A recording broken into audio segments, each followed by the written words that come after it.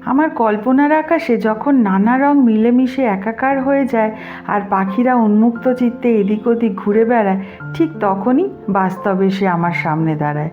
আর ঘুমটাও ভেঙে যায়। এখন 8টা বাজে সকাল। আজকে হচ্ছে বৃহস্পতিবার, 19 তারিখ। গুড মর্নিং সবাইকে, আরও একটা দিনের অনেক অনেক শুভেচ্ছা। আর আমার পরিবারে তোমাদের সবাইকে জানাই স্বাগত। আশা করি সবাই খুব ভালো আছো, সুস্থ আছো। আজকে সকাল 8টা এখন বাজে, আমি একটু বাইরে এসেছি। আর কুকুরটাকে দেখো, নির্ভয় চিত্তে এখন কি সুন্দর বাড়ির সামনে দিয়ে যাচ্ছে। ডিঙ্গু নেই যে, চলে এসেছি পেছনে। আসলে আমার এই শিউলি ফুল দেখলে এত মনটা ভালো হয়ে যায়। কারণ কি, শিউলি ফুলই আমাদের জানান দেয় যে আমাদের মা দুর্গার আগমনের বার্তা এসে গেছে।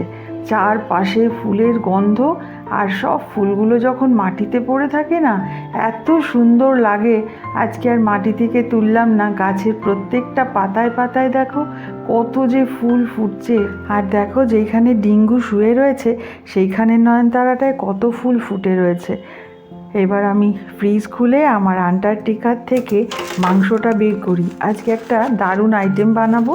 ঋষি তিতুন দুদিন ধরে না একদম ফিকা খাবার খাচ্ছে, মানে আমি কোনো রকমের রান্না করছি দুদিন ধরে, এত শরীরটা বাজে গেছে। আমি তোমাদের সাথে কোনো ব্লগ শেয়ার করিনি, কিছুই রান্নাও সেরকম একটা করিনি।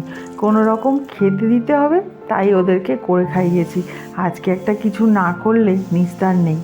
সকালবেলায় ঘরদোর যখন পরিষ্কার হয়ে যায় না, আমার একটু গন্ধ ছড়াতে ভীষণ ভাল লাগে। সকালবেলার বাসি কাজকর্ম মিটিয়ে স্নান সেরে ঠাকুরের ঘট বসানোও হয়ে গেছে। আমি যদিও জীব সেবায় শিব সেবাতে বিশ্বাসী, তবুও এই যে সকালবেলায় উঠে ধূপদীপের গন্ধ, পরিষ্কার ঘরে এত সুন্দর দৃশ্য, চোখ আর মন যেন পুরো জুড়িয়ে যায়, তাই না? এত বছরের জীবনে দুবার ভেবেছিলাম যে ঠাকুর কি সত্যি সত্যি এই দুটো নকুলদানা খেয়ে খুশি হয়। ঘরের মধ্যে যে ঠাকুর পেতে আমরা দুটো নকুলদানা দিই, যেন বিশ্বাস করবে না, সেই সময় দুবার এত বাজে সময় গেছে আমার যে ধারণার বাইরে। তারপর থেকে আমি কখনো এই কথাটা আর ভাবি না। আজকে ছেলে মেয়েদের জন্য পছন্দের রান্না করব, তাই বেশ খাটুনি আছে বলে সকাল সকাল একটু কফি করে নিচ্ছি। আর আজকে ব্রেকফাস্টেও কোনো ঝামেলা করব না, একটু বান পাউরুটি কিনে নিয়ে এসেছি, একটু কফি দিয়ে বান পাউরুটি দিয়ে খেয়ে নেব।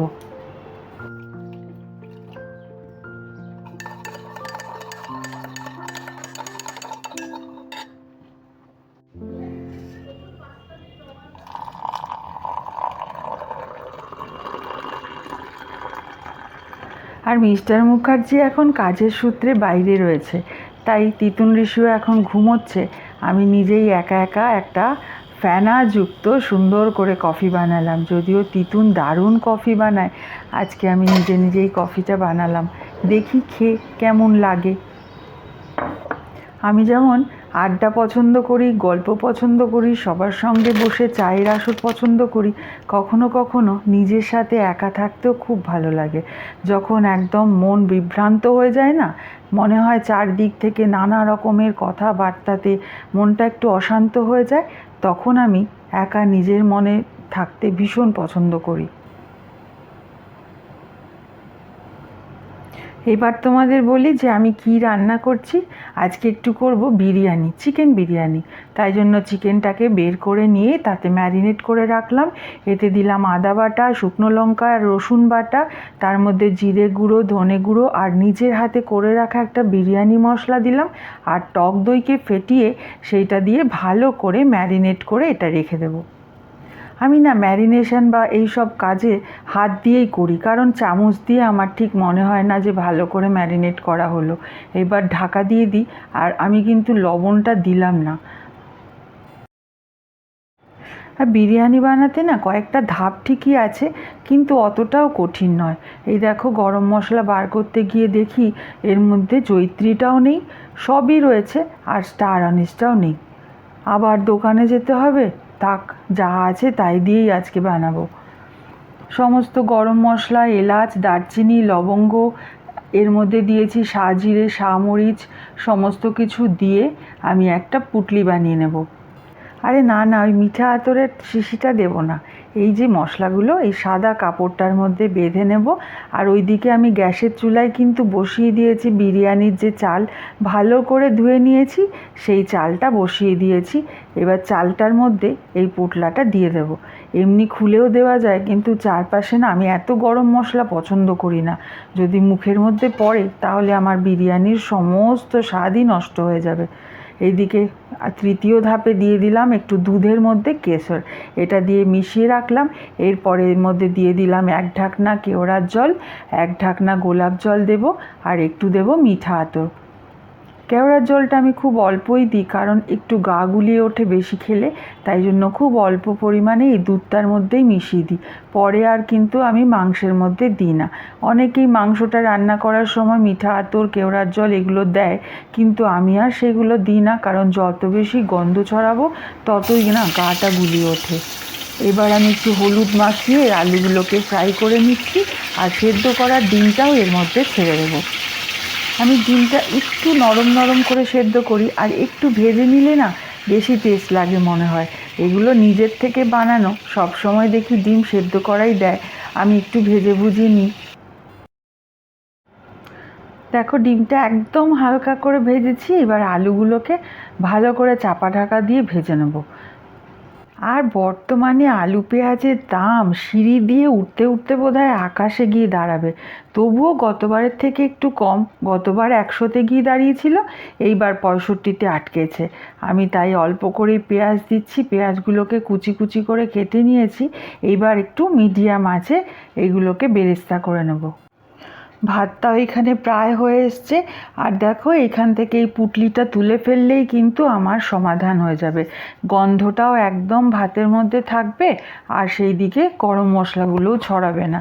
আবার অনেকে গরম মশলা খেতে ভালোবাসে, তাদের জন্য আবার কিন্তু গরম মশলা ছড়িয়ে দিলেই ভালো।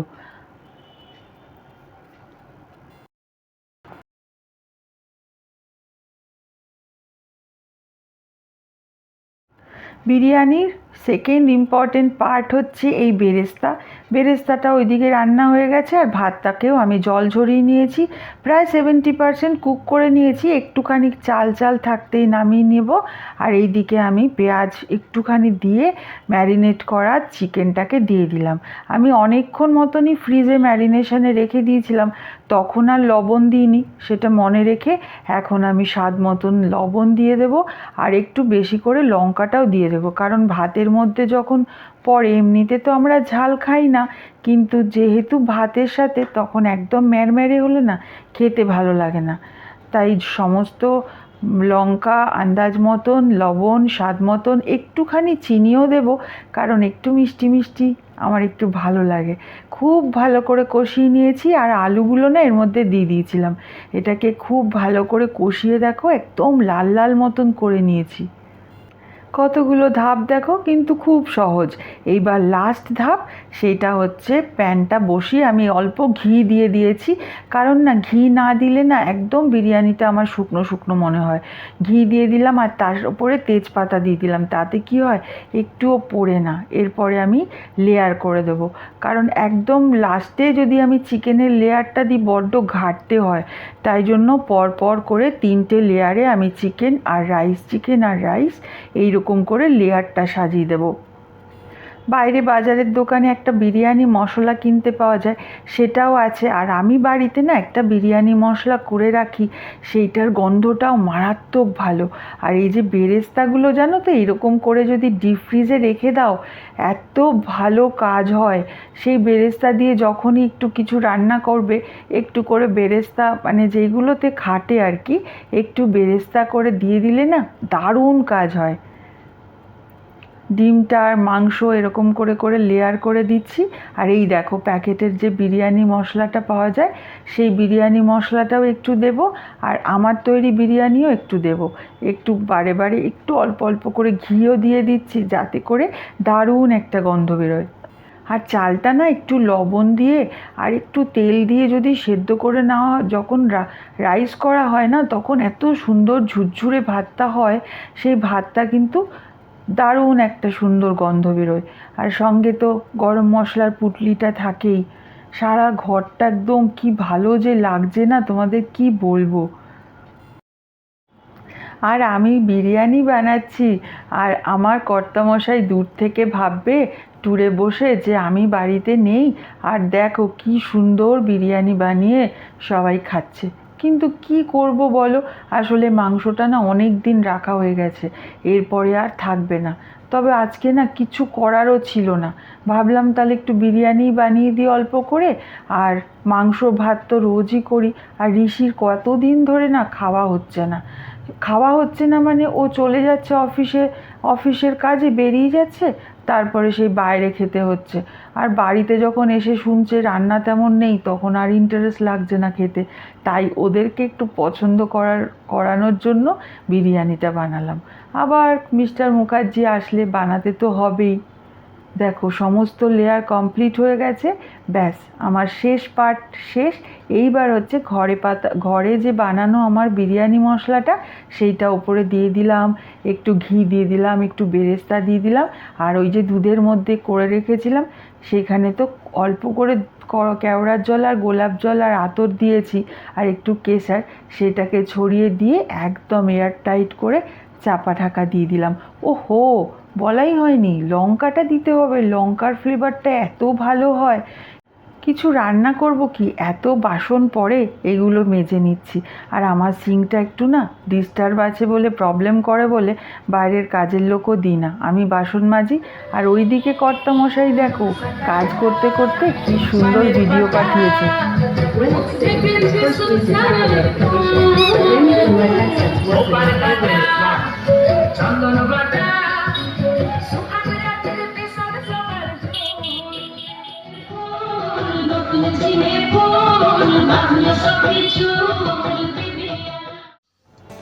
আর এই দেখো বিরিয়ানি কমপ্লিট, একদম সুন্দর হয়ে গেছে, সেই সঙ্গে এত সুন্দর গন্ধ। আর যাই হোক, বিরিয়ানিটা কেমন হবে এখন ঋষিকে দিয়ে দেখি, কারণ সবার আগে ঋষিকেই দেবো। ঋষি ভীষণ বিরিয়ানি খেতে ভালোবাসে, তিতুন একটু পছন্দ কম করে, তবুও ভালোই খায়। আগে ঋষিকে একটু দিই, যেহেতু ওর পছন্দের খাবার বানিয়েছি। আর আজকের ব্লগে ঋষিকে দিতে দিতেই গল্পটা শেষ করি, এমনি অনেকক্ষণ হয়ে গেছে গো। কেমন লাগছে দেখতে অবশ্যই কমেন্ট করে জানিও, আর ভালো লাগলে লাইক দিতে ভুলো না কিন্তু। নিজেদের অনেক খেয়াল রেখো, সুস্থ থেকো, সাবধানে থেকো। তোমাদের সাথে দেখা হবে পরের একটা ব্লগে, ততক্ষণের জন্য বাই।